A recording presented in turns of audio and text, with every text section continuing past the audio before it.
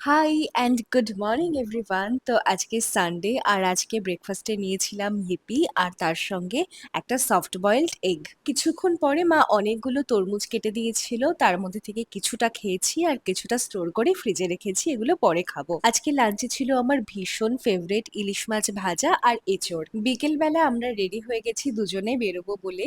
এই যে কটন শাড়িটা দেখছো, এটা আমাকে বিয়ের আগে সুদীপ গিফট করেছিল। তো সেভাবে পড়াই হয়নি, আজকে পড়লাম, ভীষণ কমফোর্টেবল, এটা স্পেশালি সামারের জন্য খুব ভালো। ও বলা হয়নি কোথায় যাচ্ছি, আমরা যাচ্ছি ব্রততী বন্দ্যোপাধ্যায়ের শো দেখার জন্য।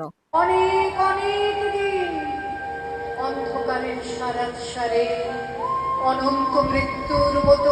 শো শেষ করে গিয়েছিলাম একটুখানি মোমো খেতে, অনেকদিন মোমো খাওয়া হয় না আর অনেকদিন সেভাবে বেরোনোও হয় না, তো বেরিয়েছি যখন ভাবলাম একসাথে একটুখানি মোমো খেয়ে আসি। And that's all for my today's mini vlog. ভিডিওটা ভালো লাগলে অবশ্যই একটা লাইক করে দিও।